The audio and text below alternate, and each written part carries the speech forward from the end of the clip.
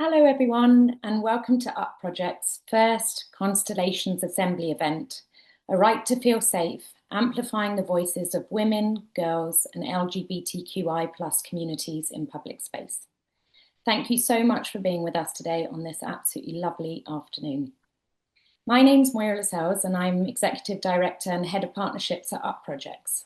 If you require a visual description, I'm a fair-skinned woman in her early 40s with long reddish-brown hair. For those of you who may not know Up Projects, we're a leading public art commissioning organisation specialising in social practice, meaning all of our work involves engaging communities through the process of creating public art projects. Up Project's Constellations Assemblies programme of online events is designed to share learning and knowledge relating to pressing issues facing the public art sector today. And in this, our latest series, titled Pushing for Spatial Justice, we will explore the role that art and artists can play in advocating for more inclusive cities. Through 3 events focusing on varying rights to public space, we will be highlighting the importance of community voices in determining whose rights and what rights are centred. And for today's events, we're focusing on the spatial injustices experienced by women, girls, and LGBTQI+ communities, and discussing how public art and community-led activism can engage, amplify, and reflect diverse voices within the public realm. We're absolutely thrilled to be joined today by 2 amazing artists, Sahra Hersi and Julian Prairie, to explore how methods of co-creation and engagement can enable a better understanding of the needs and lived experiences of women, girls, and LGBTQI+ communities. We're also joined by Eliel Jones, who will be our moderator today. Eliel is Curator of Performance and Time-Based Media at Kanal Centre Pompidou, which will officially open in 2026. You can find further information on each of our speakers' work and their bios in the link, which will be put in the chat. Thanks for that, Jack. Before I hand over to Eliel, I'd like to quickly mention some virtual housekeeping. If you're experiencing any technical issues today, please use the chat button at the bottom of your screen to chat privately with our dedicated tech support. And if you'd like to ask the speakers any questions, and we would love for you to ask questions, you can do this by putting them in the chat. There will also be an opportunity for you to ask questions verbally at the end of the discussion. So if at that point you'd like to ask a question, please use the raise hand function, and Eliel will invite you to unmute your microphone. Until then, we do ask that you keep your microphones off, but please feel free to keep your cameras on, because it's lovely to see you guys in the room. To see our speakers consistently, we recommend that you either select the speaker view or select gallery view and click follow host's video order. Closed captions are available by selecting the CC button at the bottom of your screen. And we also have 2 BSL interpreters with us today, Eliel Jones and Kirsty Archer. So if you require BSL, please also pin them to your screen. As you heard at the beginning, we are recording today's discussion. I really hope you enjoy it. Without further ado, I'm delighted to hand over to Eliel to begin the conversation. So over to you. Thank you so much, Moira. Hi, everyone. Thank you so much for being here. And thank you, UP Projects, for organizing this event and inviting Sahra, Julian, and I to participate. My name is Eliel Jones. I'm a white cisgender male with short hair, glasses, and I have a gold earring hanging from my left ear. And as Moira introduced, I'm the curator for performance and time-based media at Kanal Centre Pompidou in Brussels, which is a new museum of modern and contemporary art in the making, not open yet, due to open in the Belgian capital at the end of next year. But prior to moving to Brussels, I lived in London for over a decade, where I worked as a curator, as a writer, and as an organizer. And much of my practice to date has been influenced by a desire to think about ways of building community, solidarity, as well as intersectionality of struggles in and out of what we colloquially call the art world. Today's event is titled A Right to Feel Safe, Amplifying the Voices of Women, Girls, and LGBTQI plus communities in public space. And before I introduce and give way to our two invited speakers who will be sharing about their practices, I wanted to give a little bit of insight as well as context for some of the things that we may be talking about following the presentations. So I would very specifically would like to point out and point our attention to two key words that are framing this event today. And those are the words safe, or the experience and feeling of safety, as well as public space. In an increasingly more privatized public realm, certainly in the UK, but also in the US and across the Western world, where the interests of corporations and the rich are given priority over those of communities and public entities, what do we consider to be public space today? How do we define it? Where is it? What do we consider to be the qualities and affects of a place that is experienced as being truly public? And what happens when publicness disappears or when it's weaponized within a particular ideological system, be it capitalism, neoliberalism, or neo-fascisms?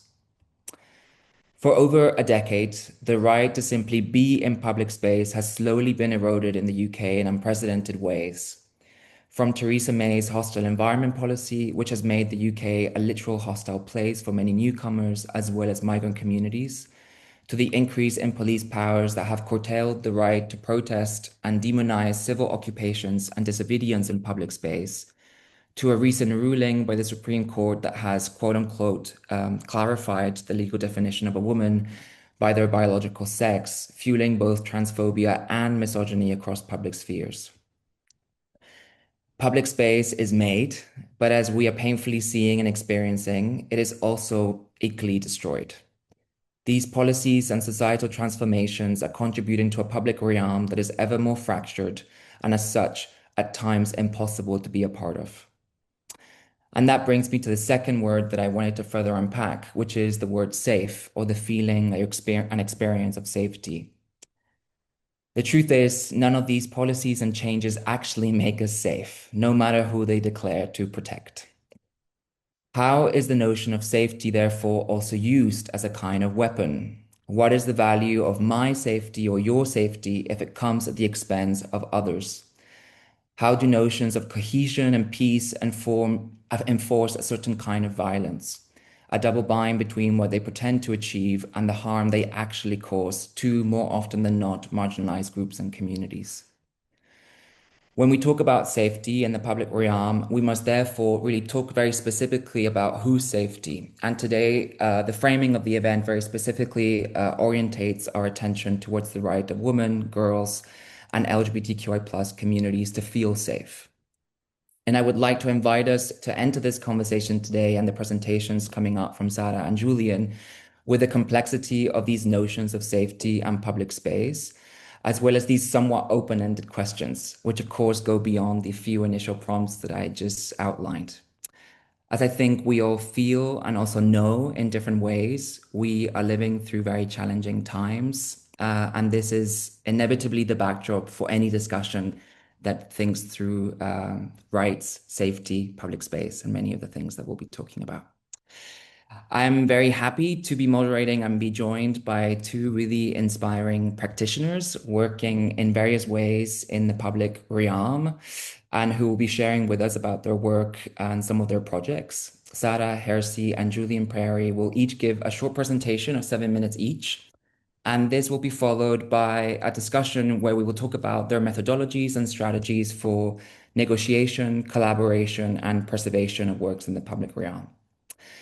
The hope, as Moira said, is that you will also all join us in this discussion. So if you like, please do write any thoughts or questions that you have throughout their presentations in the chat. I will keep an eye on it and introduce any of these during our more conversational part of this session.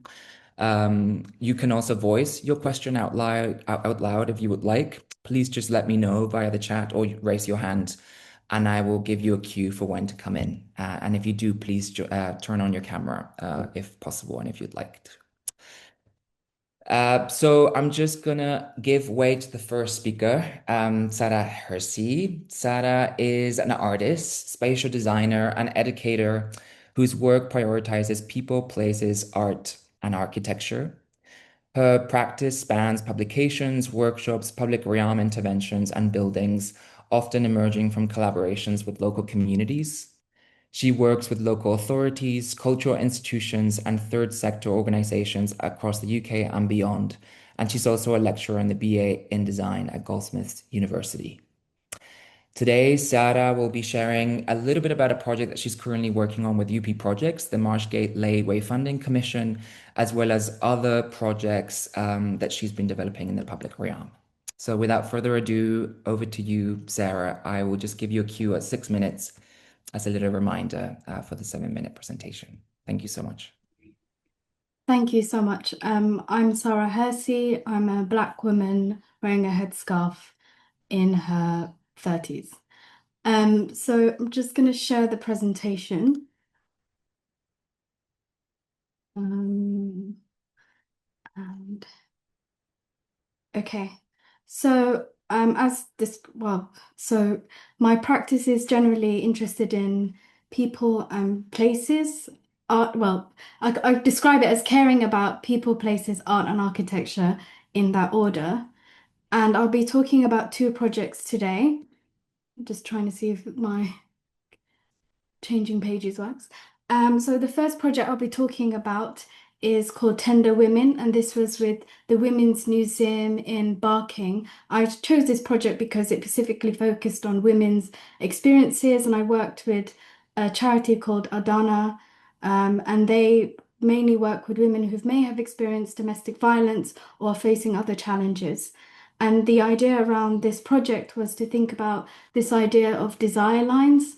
And through a series of 5 workshops, we developed kind of an exhibition or an idea for an exhibition and a responsive artwork from me. This is not, I guess, technically in the public realm in terms of being outdoors, but it is in the public realm as like a kind of a museum space, a public space that is accessible for people to walk into, basically. So through the workshops, it was kind of like this idea, if I go back to the idea of design lines, is if you don't know what design lines mean, is usually in the public realm or in a park, there's a line that's being kind of a path that's been created through like excessive use outside of the park, that the path that's been like designed, for example, like not a paved park, but over time the grass may wear away and it creates this design line.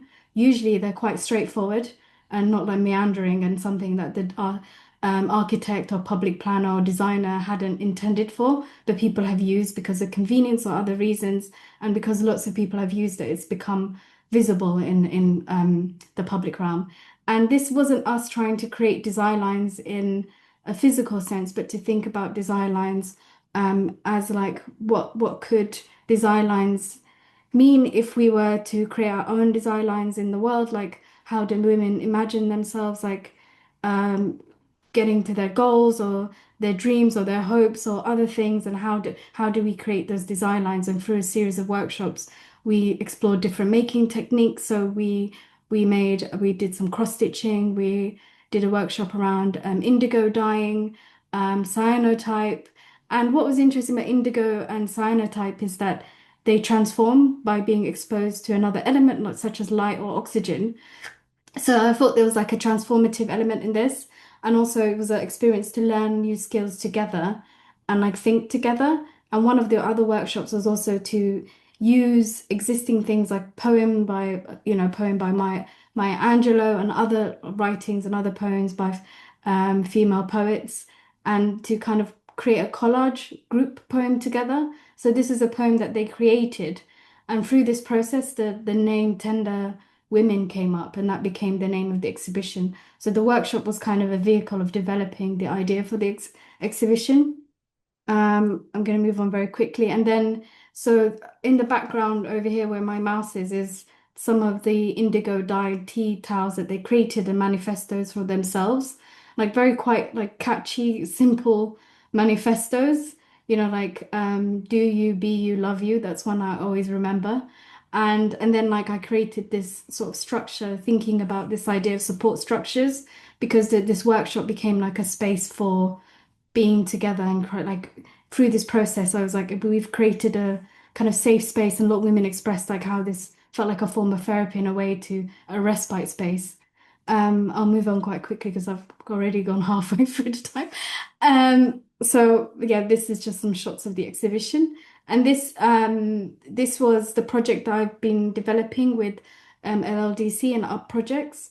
And I've been working with a group of women who have been actually employed and paid by LLDC to take part in a series of 10 workshops and to collectively think about this idea of women and girls' safety in the public realm. And through these workshops, I try to develop a artwork that is, that kind of works as a wayfinding, draws attention to this larger societal issue of like women and girls' safety. And through this process, like I've always with my workshops, especially when there is a outcome that will be developed in the public realm, to really think about like how do we manage expectations? What can we realistically do? What is the role of art or design in this? And actually, what can art do? And this is kind of like a piece of writing that I was like thinking about, like art won't solve the issue of women and girls' safety in the public realm, but it has the power to spark critical dialogue, challenge perspectives, create spaces for belonging, beauty, and joy. So like how do we focus on what it actually can do? And then like a creating a space that's welcoming, a place where, that kind of can think about notions of safety, and also safety is on a spectrum. How you feel space depends on so many other societal factors of your background, your life experiences, what time of day it is. It's quite complicated. But and then through these workshops, so workshop one was very much like getting to know people, and then site investigation, exploring materiality and like meaning. So kind of getting the participants to go through the design process with me to really influence the thinking. And also it was also about how do you bring so many people's perspective into one artwork, which is how do we create these narratives and create a story through the landscape that people can discover and move through? How do you also make sure that people's voices are heard? How do you, especially when there's more than one voice, also there's other complexities with sites. So there's lots going on basically. I'm just And then and I think I'm going to wrap up how I work very quickly. So I'm going to go through this very quickly. So I'm constantly thinking about what is the give and take. Observation as engagement. I won't say this in more depth than what's written on the screen. And small changes, because what can you actually do in terms of dealing with a massive societal issue? What changes can you make? And then like working in context, really understanding that, creating narratives, flexibility and adaptability, also recognizing it can be messy, it's not a linear process. And then how do you create meaningful work? How do you make it have meaning, basically? And that's that. Thank you. you. Thank you so much, Sahra. That was really a marathon presentation. You did that very quickly. I apologize to the people doing the sign language. It must have been incredibly difficult to keep up with that. Apologies. Well, it's just as a reminder to everybody, these are prompts for our discussion, so they will serve for further conversation. So we will hear more from Sahra and more about these projects in a little bit. But before that, I'm going to just hand over to Julian for their presentation before we enter the discussion. So Julian is a sculptor based in New York City whose work engages the intersections of queer history, community, and public space. In 2021, Prairie created and installed a statue of Marsha P. Johnson in Christopher Park, the first public sculpture of a transgender person in New York City. This year, they collaborated with House of LaBeija to unveil a sculpture of Crystal LaBeija, founder of ballroom culture, at the Museum of the City of New York. Julian will talk about these two projects, as well as the ways that their practice is informed by a background in community organizing, research, and aesthetic theory, and a long-standing interest in LGBTQ histories. They will also draw on their work with queer and trans youth through the QT Art Camp. So if you're good to go, Julian, I'll give over to you. Okay, cool. Thank you so much. Good morning. My name is Julian. I'm in Chicago right now, so it's 8:20. I am white, I'm transgender, transmasculine, I have blonde hair, and I'm wearing a beige shirt. Let me start my timer. I'm gonna share my screen now, so give me a sec.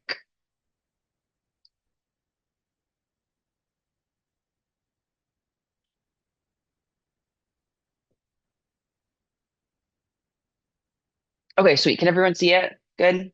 We're good? Okay, cool. Again, my name is Julian. Here are a few pieces of my work. I'm based in Brooklyn, New York. I'm a sculptor. These are just a few pieces of my general practice, sketches, pieces of friends that I kind of just wanted to give an overview visually of. So the next slide is this is the slide that was mentioned of Marsha P. Johnson. So in 2021, um, through a series of conversations, I installed a statue of Marsha P. Johnson, who is notably a trans historical figure within LGBTQ history and LGBTQ movement making. Um, at this point, so what was happening contextually within New York City was that New York City had stated that they were going to install a piece of Marsha P. Johnson in 2018 and 2019 as part of a monument initiative movement through city funding, through changes within parties, things like that. The funding ended up falling through, and there was no statue made. So this idea of like having a Marsha statue like doesn't really even feel like my own. Like this very much even predates me being more born. Marsha passed away in 1992,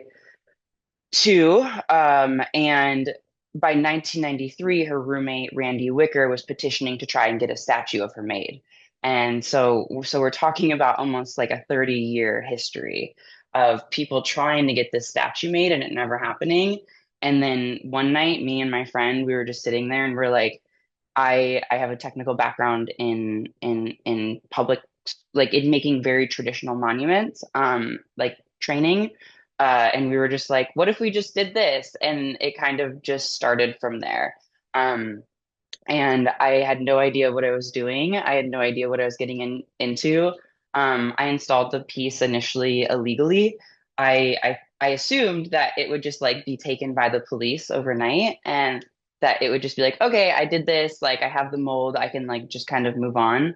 Um, and that wasn't what ended up happening, like through a lot of like very like interesting like physical jurisdictions, like I realized that this was installed at Christopher Park. For those maybe who are not familiar with this like geography, Christopher Park is located across the street from the Stonewall Inn, which was noted as one of the birthplaces of the modern LGBTQ political movement.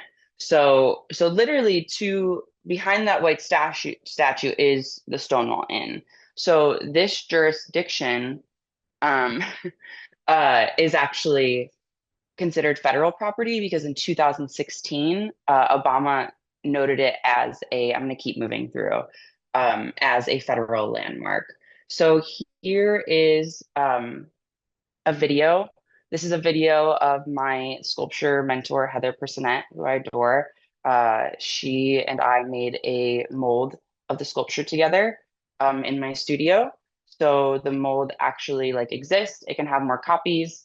Yeah, so this was a very fun process. And I think like what Sahra was saying is that like the amount of people, what's very similar in our practices is like the amount of people that is involved with public work like through even just the engineering of making a sculpture just is so big and more than I really even like ever I feel like even could imagine when I was doing this project, and I'm still learning a lot about it because I do consider myself more coming from a grassroots background with public work, and still very much figuring it out.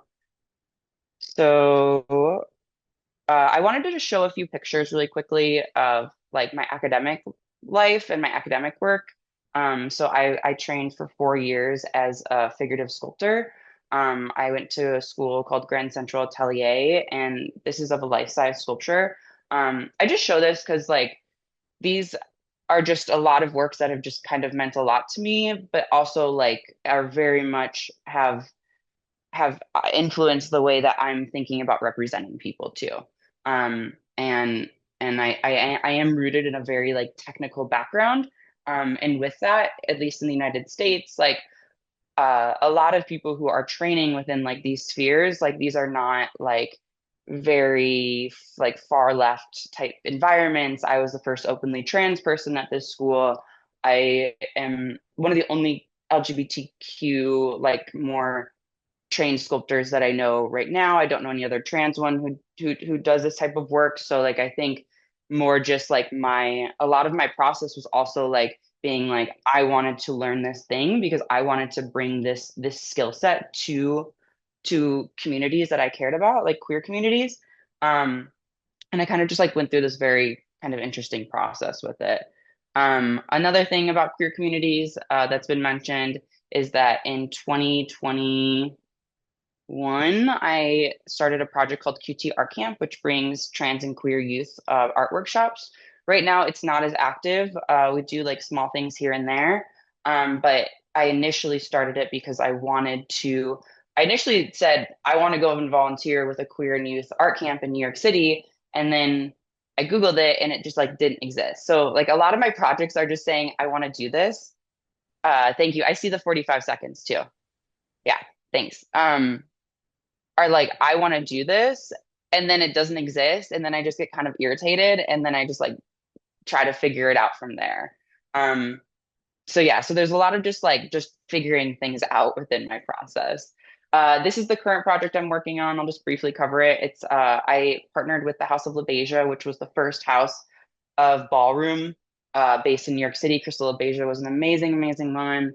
Um, there's really great documentaries on her. The Queen on YouTube is one that I highly recommend. You can see her at a very pivotal moment within LGBTQ history in the 60s. Um, my timer's going off. So yeah, so this was a project I worked on. A big part of my process too is like Sahra, like engaging with communities. And like in my academic work, it's like I go in, I have an idea for a sculpture, I just like do it. It's like a few weeks, a few months, something like that. And I think, this process has really kind of uncovered that like it takes time to work with communities and integrate into communities. And like the 50% of doing the Crystal LaBeija monument was sculpting, actually maybe like 20%. And maybe 50% to like 60 is like community engagement and talking to people and going to events and like just really for me trying to feel what's going on and the energy and like really wanting to honor stories in a really particular way. So I'm almost done. So the next steps for this is right now it's at the Museum of the City of New York. If you find yourself in New York, it will be there for until February 2026. And then we've had discussions about bringing it to Marcus Garvey Park. So also House of LaBeija has never installed a public work. Like I've never like installed a public work really within this capacity. So we're dealing with art permits. So again, working with grassroots communities to figure out like how do we find the solutions for the things we want. And that's it. Thank you so much, everyone. I really appreciate it. Thank you, Julian. Thank you, Sahra, again, for your presentations and for, yeah, being so generous in such a quick little span of time. Luckily, that's not the end of our discussion, of our conversation. It only now begins. There's a lot to somehow cover, a lot of ground that you both have already sort of pointed attention to with the various projects that you've talked about. But there's about 2, 3 questions that I kind of wanted to pose to you before we open to the audience.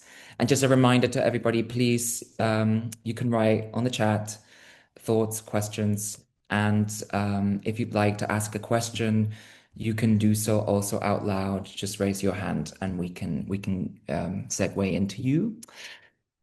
But Sahra and Julian, I'm really interested in the role both directly and indirectly, this kind of involvement of community within both of your working methodologies. You've both attended to it in various levels of participation, from processes of negotiation and discussion to direct input and even creation or co-creation of things that end up being the work. And I think many of us here today probably know is that working in this way, working in public space or with public, necessitates this almost collaborative community approach. But it's not always the rule. I think it's important also to point that out, right? Like working in public space ideally does include and take into account members of the public and specific communities, but much public art indeed actually just appears in public space. It doesn't necessarily ever take anybody or anything into account. But as I think is clear from your presentations, it's a really important part of your working methodologies, and it's something that requires a certain level of experience or at the very least commitment to principles of organizing, whether that be architectural organizing, urbanistic organizing, political organizing, right? It somehow expands also the role of the artist, and also beyond artistic production. Julian, you had mentioned 15 to 20% of the process of making the La Beja sculpture was actually making the work, and most of the other work is being in community, thinking, consulting, taking temperature.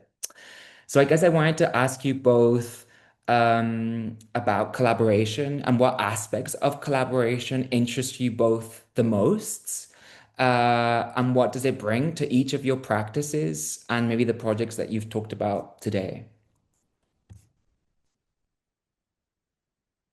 I'm not sure if either of you want to go first. Should I go first? Go for it. Yeah. Yeah, go for it.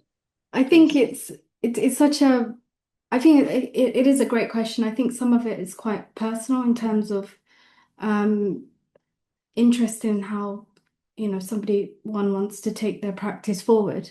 And for me, I've always been interested in the collective and people in general. And also because I work within the public realm, it makes a lot of sense that I would involve the communities that may come across the work. And I think also, like you said, it's actually not always done or even maybe not always necessary, I think that also needs to be said, because I don't think it's always necessary.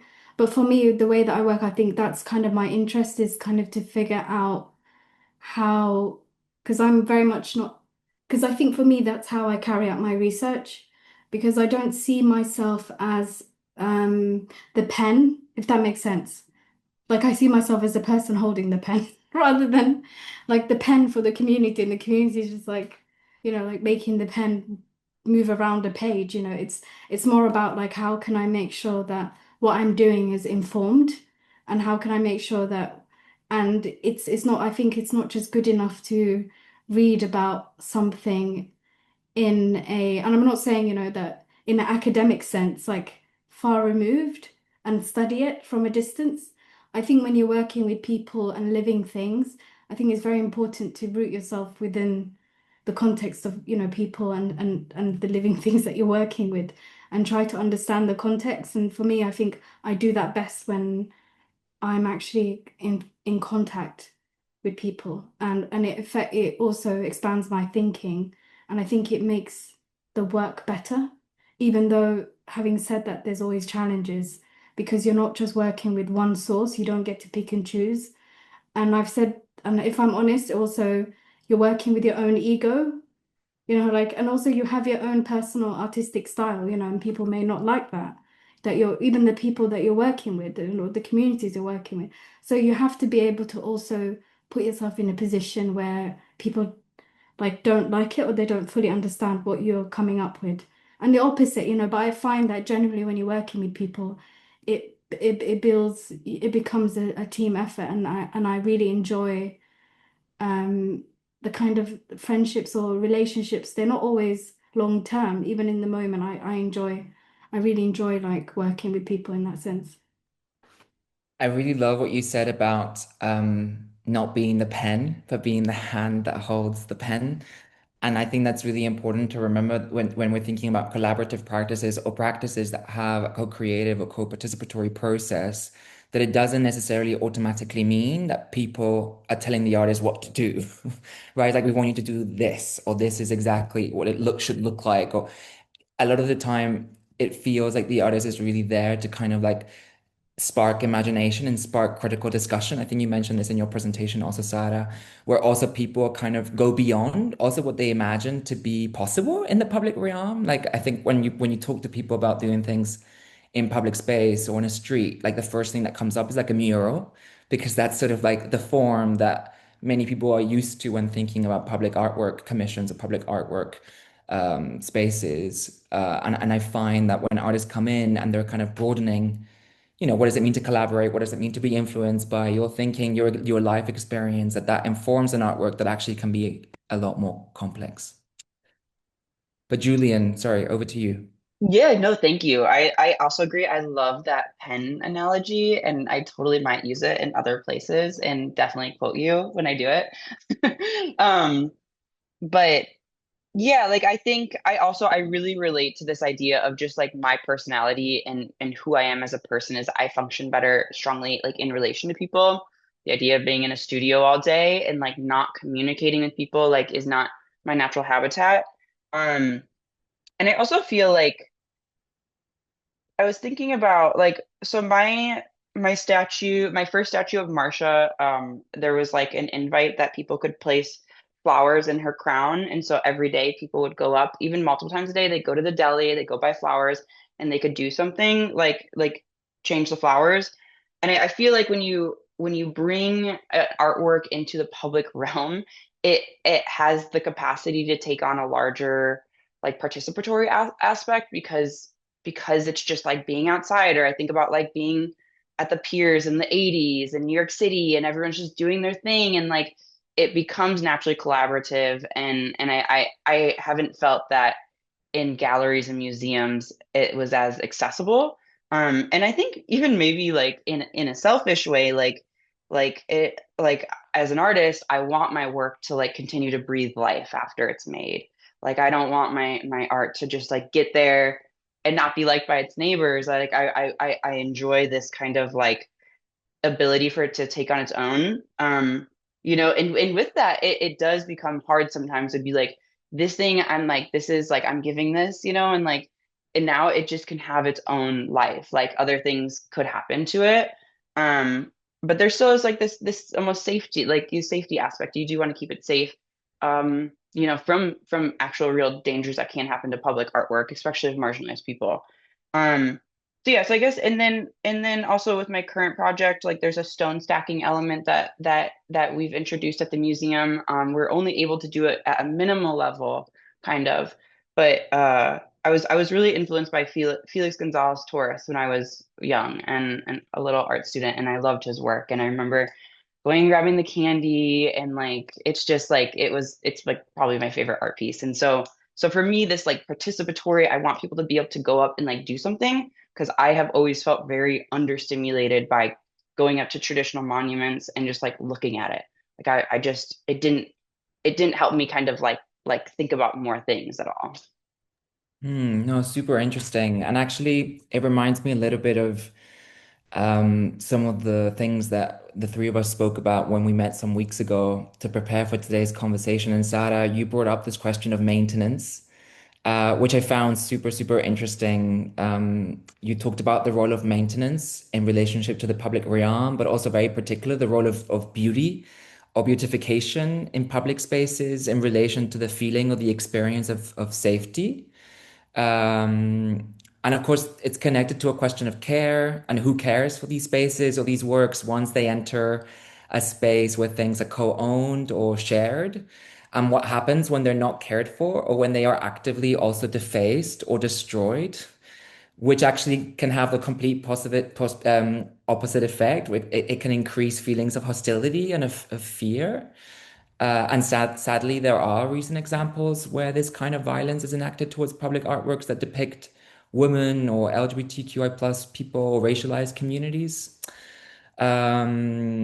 So what potential for transformation and safety do you think are possible by introducing these kinds of works into the public realm? Like, do you think there's a way of somehow, in the way that you're talking about, Julian, extending the possibility for community by instilling some kind of collective ownership and responsibility towards these works, but also perhaps participatory components that you were describing, the flowers or the stones? And do those that feeling of ownership and that sense of almost like belonging of that thing extend also to the public realm where these things are and where these space, where the public spaces they inhabit in a way? If you want to go, do you want to say anything, Sarah? No, okay. Yeah, I guess.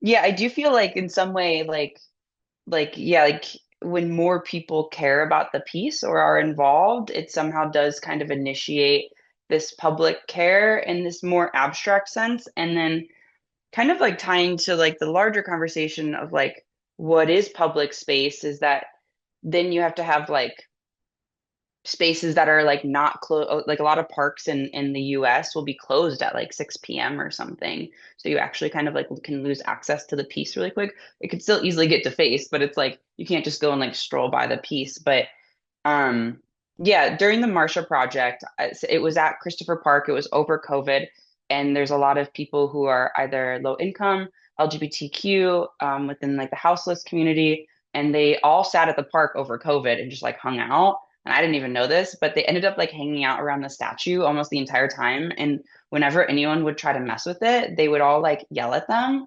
And so like, and I would go there every day to like maintenance it and stuff and like just hang out because it was COVID summer.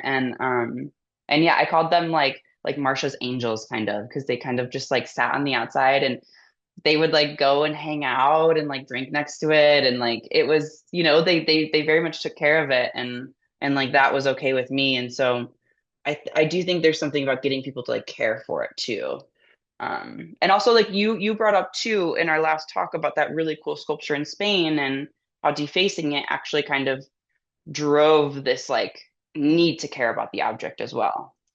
Yeah, it was this example of a monument that was done of a transgender woman, formerly known as La Veneno, became really, I guess, known within mainstream popular culture in Spain at one point because she basically started appearing in these kind of like nighttime TV programs. But she became really importantly there's this figure for the trans movement also in Spain, and she died quite young, and the monument was raised for her in a park in Madrid where she used to do sex work. And the monument was there for a while, untouched, and then it started to be defaced by different far-right groups and transphobic groups. And of course, the immediate community's response was to go and clean and to repair. That was sort of like the immediate feeling of we have to go, we have to clean, we have to repair.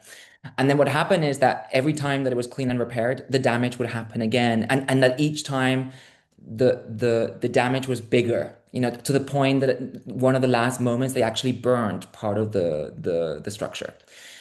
And there was a consultation between different community members, people that have been involved in the sculpture process, to think about what to do. And one decision that was made at one point was to kind of leave the sculpture with its damage, to say this monument in some way represents actually some of the heroic abuse and difficulty that La Veneno suffered through her life and is still suffering even in her death. And of course represents a much wider space of hostility and violence towards trans communities. So what would it mean to actually just show it and to say this is the state of of people's feelings towards these communities, and what do we do about it? And it became a sort of point of discussion, which got a lot of attention. So this question of care and maintenance, which was one of restoration and preservation, then turned into kind of like, okay, we leave the monument defaced, but then we do something with this defacement. I think what you both touch upon is like really important, sort of the psychological and societal element as well, like thinking about when you make something in the public realm, like the responsibility of being able to upkeep it. And also there is also the other thing that I think another massive force is the maintenance cost. that, like once you're commissioned to do an artwork, there's also, no matter what you propose, the question's always like, how much is it going to cost to maintain this? Or like, what about the maintenance? You can't use that material. What are you going to do? There's like, and you're like, oh yeah, and you're dealing with all of these. I think that that's probably going back to the other thing with the community. The thing that doesn't always come across is how much behind the scenes you're constantly negotiating, like things that come about, like from the commissioner's perspective. Obviously, they want this artwork, they want it to represent something, and like signal in terms of their values, and like, which to me, is good values. We all want women and girls and everyone, regardless of their gender or background, to be safe. But at the same time, like once you put something in the public realm, it's like, who has that responsibility? In an ideal world, you would want the community to be able to like take ownership and be able to clean it themselves and become this wonderful community that's bound together and is constantly cleaning and taking care of it. But the reality is, especially in a context like London, is there's so little time, so little resources, and like like, can we expect the community to take it on, especially if you're putting it in areas that may have people who are marginalized or from low socioeconomic backgrounds who don't have the time to maintain this, who are like barely getting by themselves, and then you don't want to put an artwork and be like, you have to maintain this artwork, the community. And then like, what about our needs? Like, and then so I'm always like thinking about these forces and like, how do you, and there isn't an answer other than I wish there was more money for this, but at the same time, like, is like if a bit of chewing gum gets on a work that I'm doing, or a little bit of graffiti and a sticker, I think it's not that it's not a huge deal, especially like in terms of the work that I'm doing. But then again, if it has like a symbolic, very personal, in terms of anti-racism, anti-transphobia, like if that artwork, or like, in terms of sexism and things like that, is defaced, then it says something completely different, right, than just your average like nice thing on the street, right? If it has an actual symbolic value, it becomes so much worse when that's defaced. So I'm not giving an answer, but I'm just kind of talking about like what we're dealing with and like how we're constantly, especially as artists, once you create a thing and it's in the public realm, it becomes like, how do you deal with that, and how do you want the community or people or client to to maintain it moving forward, and what's your responsibility? I don't know if I have those answers, but sort of Mm. thoughts I had around it. No, it's super interesting. And I think, I mean, in some ways, with the example of Veneno or others that we can think of in relation to defacement, something that I think about is the ways in which marginalized communities have always had to somehow like claim a space that has been difficult and even sometimes claim words or addressals that are kind of maybe offensive, but we kind of repurpose them as a way of surviving or resisting. And it makes me think about that in relationship to, yeah, the example of La Veneno of, well, okay, we're gonna deal with your Yeah. with your defacement, but it's actually going to be empowering to us, and we're going to use it as a way of kind of actually changing in as much as we can this context. And also where it is, just one last point I wanted Yeah, to ask, like I wanted to add is, if it's in a like privately owned yeah. like space in terms of maintenance, you always can tell in the UK, so private and public owned, it's not always clear, but you can tell from maintenance usually Mhm. what is privately owned and what's publicly owned. Mhm. It becomes quite clear in terms of like maintenance and also socioeconomic, but like what kind, how much money is around to keep Mhm. things maintained and in tip-top condition, which it's always, there's always signs if you look closely, like who gets to have their stuff constantly cleaned and who doesn't. Mm.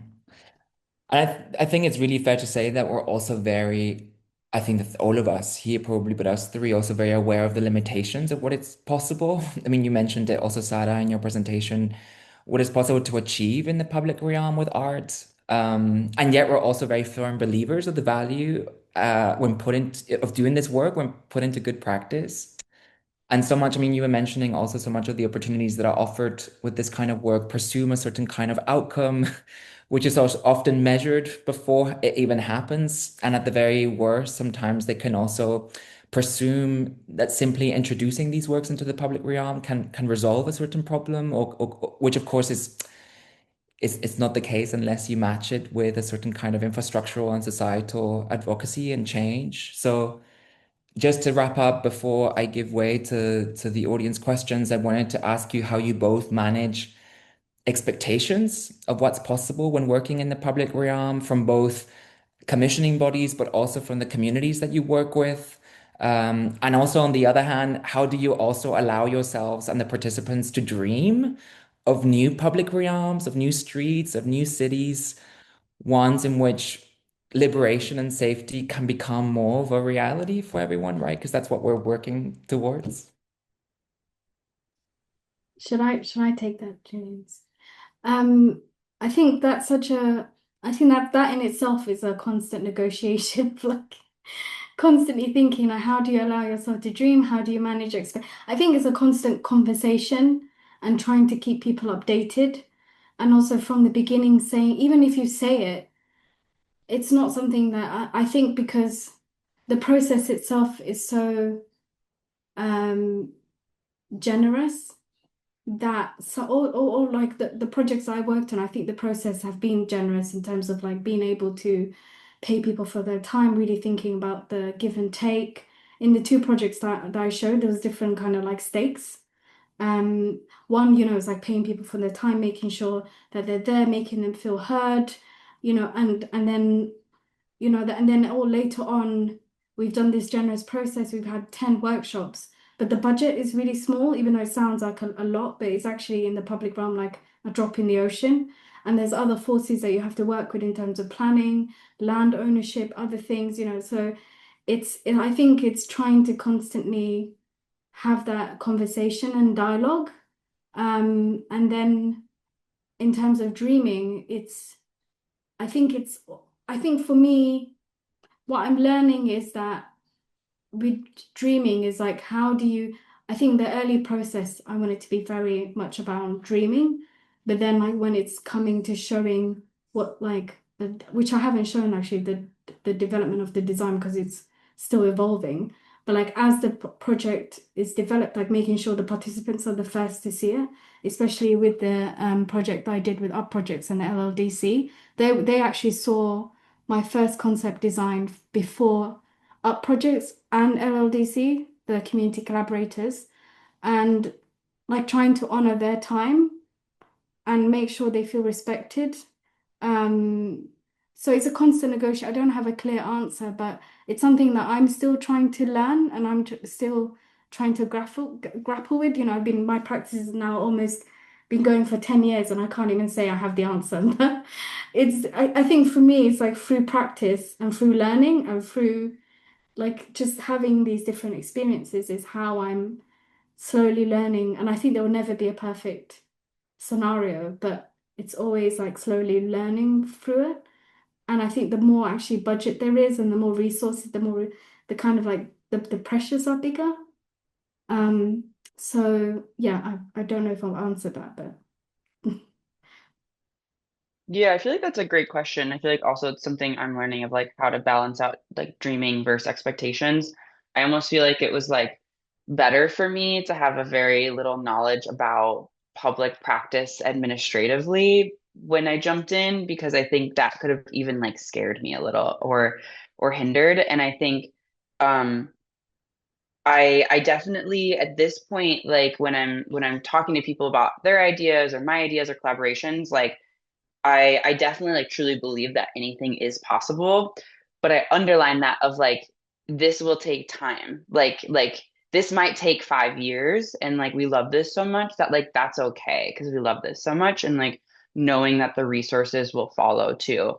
Um and I haven't had a public work that was like funded first and then brought into an idea. And I almost think like in some ways I think I do that intentionally because I think that I feel like I can dream more when I don't have the stakeholders. And I think the other communities I'm with, like it feels easier in some ways, but also like I don't know. I feel like it's a lot of really just a queer way and like anarchist principles of like finding a way out of no way. It's like we care about this, we will find a way. And like even if that is just like we're gonna do a pop-up or we are gonna put posters around the city for one night, like we are gonna just do like one small like 12-inch by 12-inch thing because like this matters. Like I think that's like even more important than like finding like the right thing and making it huge or like just like the idea and the community collaboration is almost really what's important and the object does kind of facilitate the discussion too. But yeah, I think just allowing it to have its own space and not for me, I haven't had big stakeholders. I wonder how I wonder how it would feel different. And and yeah, so I guess also just like affirming to everyone I'm collaborating with, like we will find a way out of no way, kind of, I would say is like the core kind of like running belief when we get worried about funding and we didn't get this grant, something like that.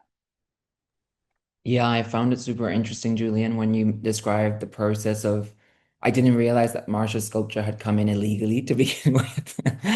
And that then somehow it made its place within Christopher Park. Because sometimes, yeah, you have to somehow strategize ways of making things happen when they're not possible, or to allow them to be possible, or to imagine them, I think, in a way. Uh, Totally. And I guess like I will just say like and then within a week or two I was having meetings with the federal park people and they issued me a permit for it. And they were super cool and like very awesome. People who work for parks I feel like are always really cool. But so like I got an art permit for it. So it's like it would have never gotten like the way in which they make permitting kind of a restriction, it would have never gotten approved. So, but mm. once it was there, they're like, okay, well, you can just have an art permit now. Not that I'm saying doing that, but No, it's very very interesting, and there's much that you've said that resonates with me, and I wish we had more time to go own over and over some of these things. But I want to also make sure that we have some time to bring up some of the audience questions and comments. So please, if you have anything, questions, thoughts that you'd like to share, do so in the chat. I'll start with a note and question from Mel Herman, who is sort of wondering, how do you as artists who are trying to make a living, how do you consider whether or not to take up opportunities or projects when there is a risk for quote unquote art washing? So I guess this is referring to when there are stakeholders involved that might have, I guess, ulterior motives for their reasons to inviting a certain artist or inviting a certain kind of project. We might be imagining also commissioners that are more sort of corporate rather than public. I'm assuming. Mel, please clarify in the comment if you think otherwise. But I'm thinking, yes, of corporate sponsorship for the creation of public sculpture or works in the public realm that may have some form of, yeah, instrumentalization in their process, be it because they want to art wash or green wash an aspect of their work. I guess one that could maybe be known by everybody here, we can think about, for instance, BP, which is an oil company, that they were very much I mean, for a very long time within the arts ecosystem funding picture. And that's an example of a potential art washing where somebody gets commissioned, and there's an inevitable link between a corporate desire to, I guess, yeah, rescind some of their responsibility by way of commissioning or thinking about art as a way of making up for it, which obviously it doesn't. So how do you both deal or think about those questions in your work?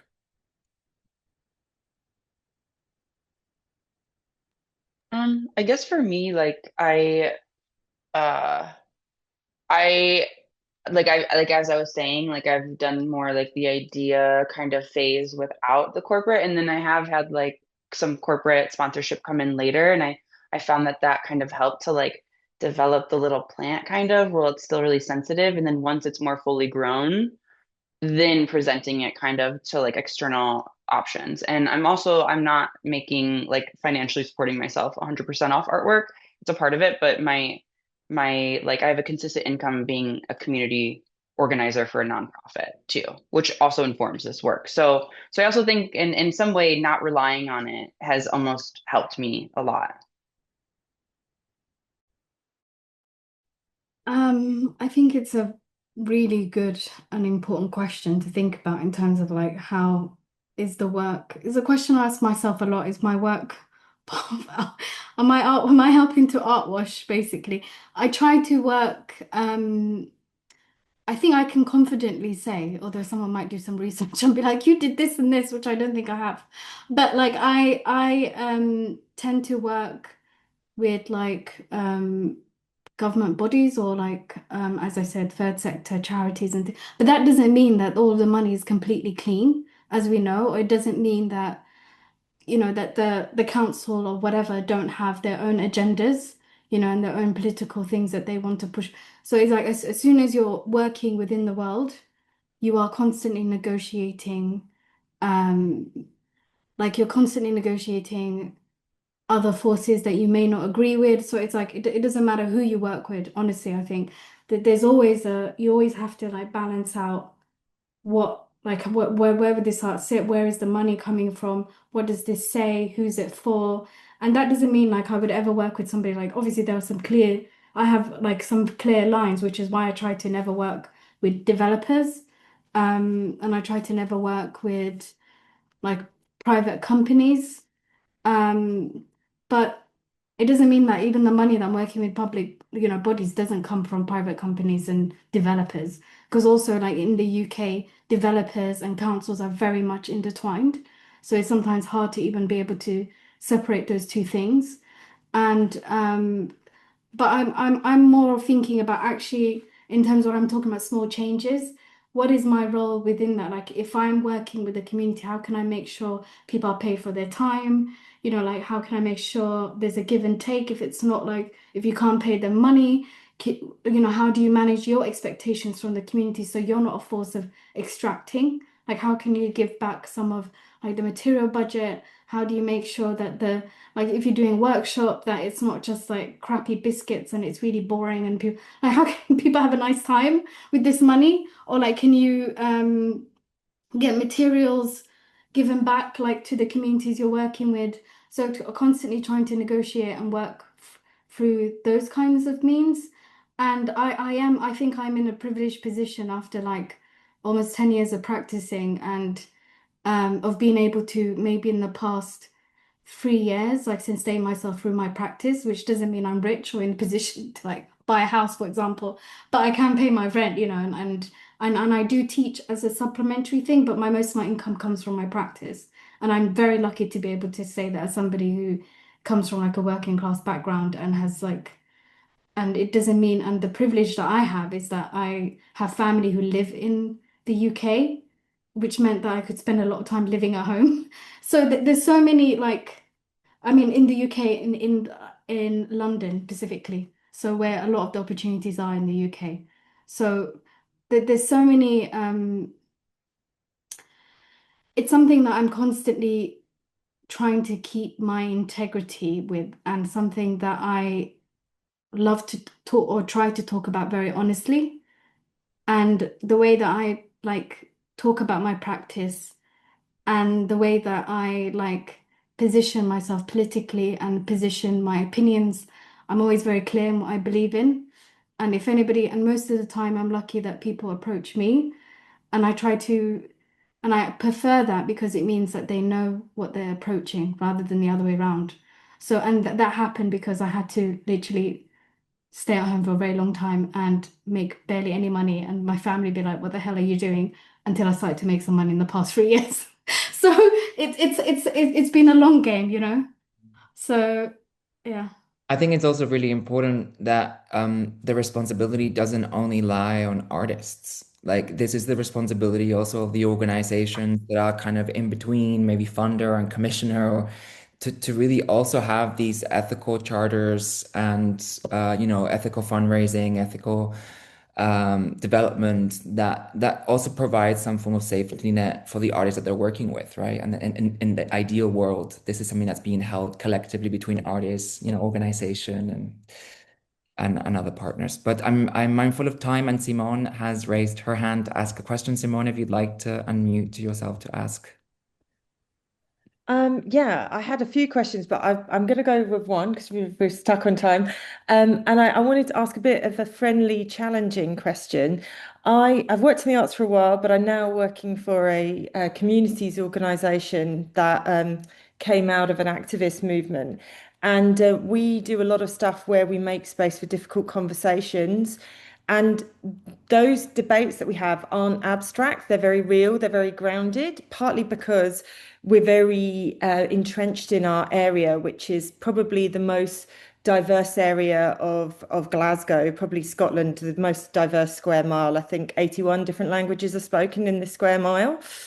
And often for things in the public realm, for sculpture, for festivals, the communities themselves provide a lot of challenge. A good example being is we working in partnership with Welcome to the Fringe Palestine, but we're also holding space for a radical Jewish tradition that is challenging simplistic narratives around identity and solidarity, all in the one same space of a festival. And that comes from the community.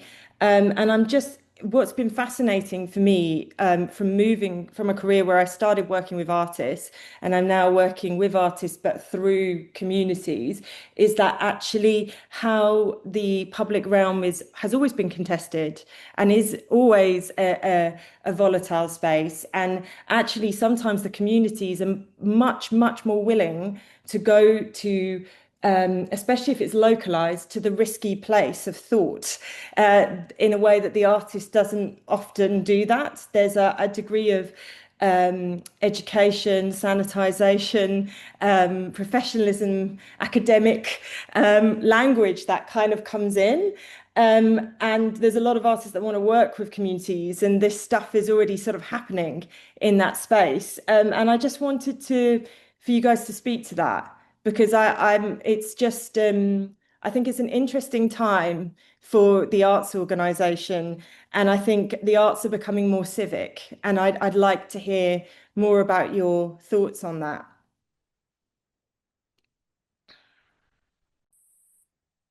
Julian or Sahra, do you want to take that on? I I can speak. can I can I can try to. I'm like still processing it a bit and like kind of gathering my thoughts, but Thank you. I can try to take it on or like think about it a little as I'm talking. But I think it's just more for me, it's been a lot about like not, as you're kind of doing, not staying away from the difficult conversations and finding that it's like in the difficult conversations that a lot of the solutions are usually found.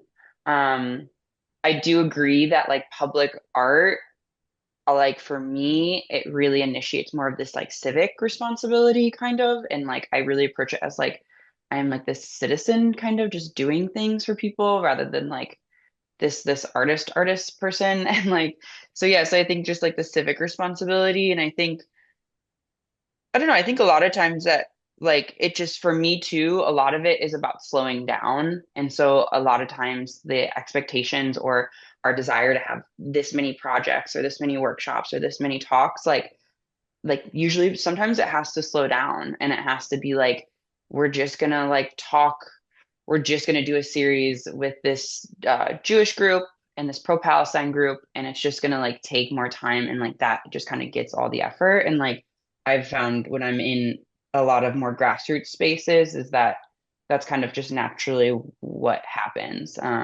But I don't know, I feel like a lot of times people really just want to be heard and um have space. So I guess that's like my initial thoughts on it. But I'm curious on other people. Sahra, do you want to say something before I respond also?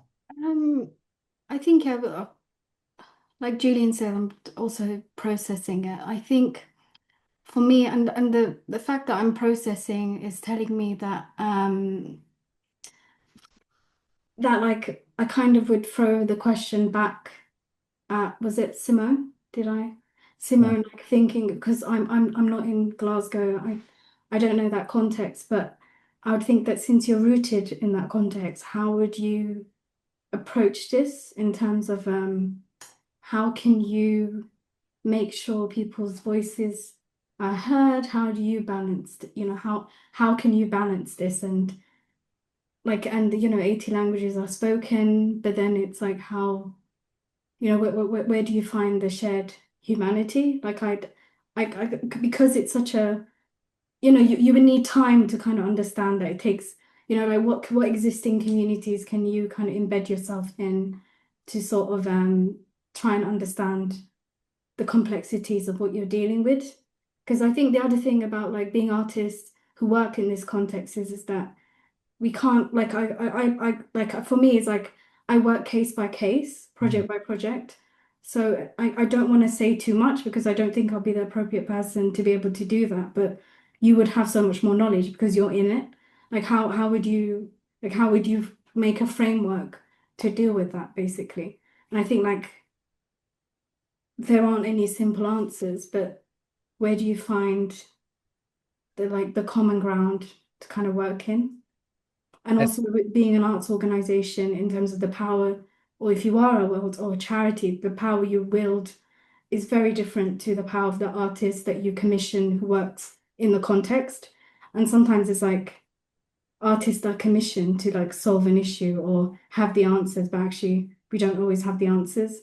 Like it's a group, the artists need the support in order to like respond to a context rather than try and solve a context.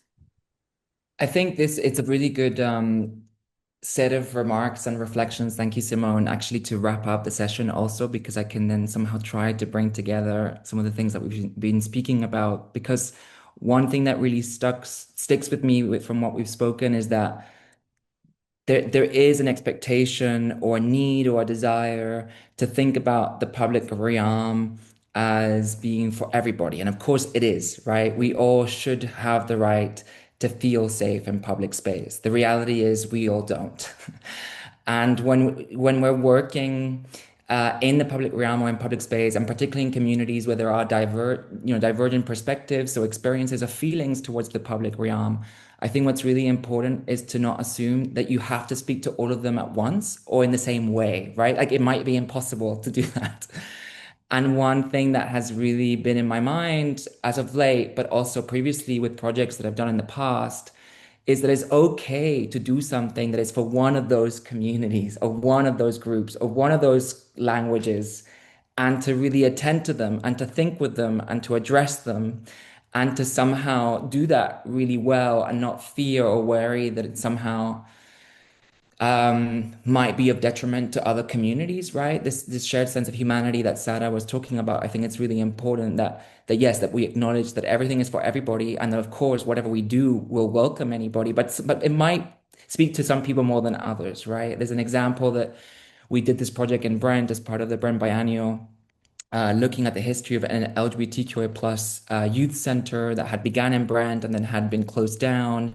And we did this whole oral history project about the history of this space, which was connected to initially being an HIV prevention initiative. And anyhow, the artist came up with this slogan called "Growing Up Bent" as a play on Brent. He took out the R, and he put it in the library, really, really big.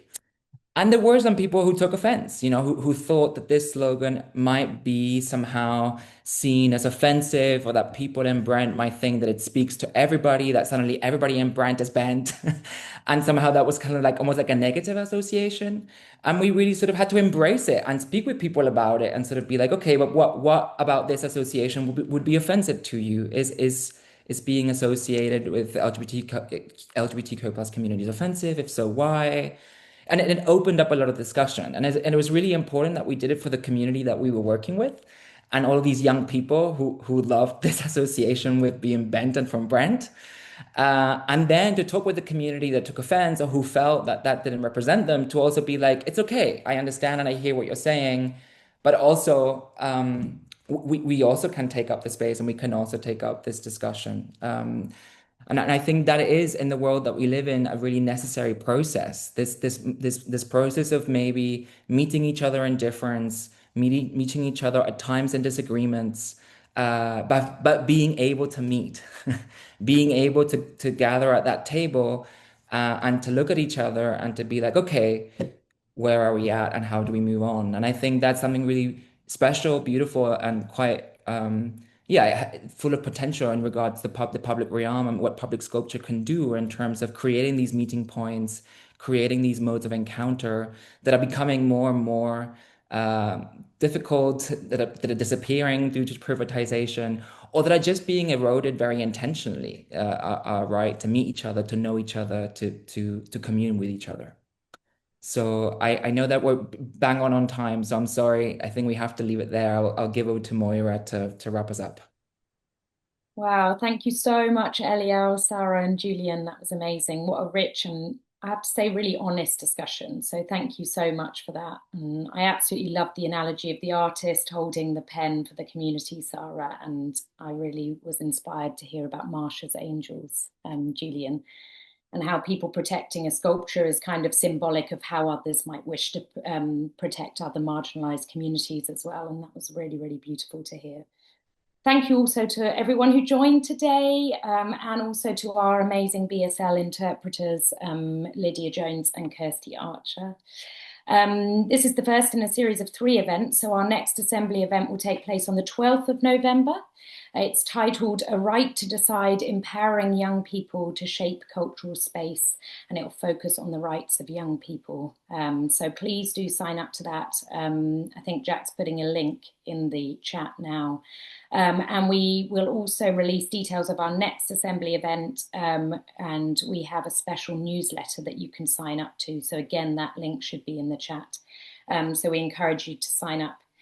And then we've also got something called the Constellations Exchange, which is a group on LinkedIn that enables the Constellations community to connect and share thoughts and resources.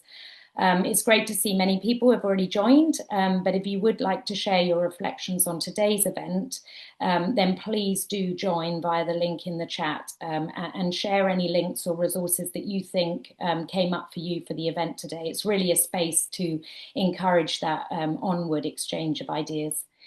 And the final plug, we're also convening a symposium on the Thursday, the 11th of September in Liverpool as part of the biannual. So you'll get to experience the last weekend of the Liverpool biannual as well. And that's exploring regenerative practice in the context of public art commissioning. And finally, your feedback is really, really important to us to help us make sure our assemblies are responding to your needs and your requests. So we've just added a short survey link into the chat, and please do send fill it out. It only takes a couple of minutes, but we do look at each and every one of them. And finally, just thank you so much for joining us today, and to our wonderful speakers, and also, of course, to the fantastic UP team, specifically Jack, who is an excellent producer of Assembly events. Yeah, so thank you from us once again, and have a lovely afternoon. Thank you.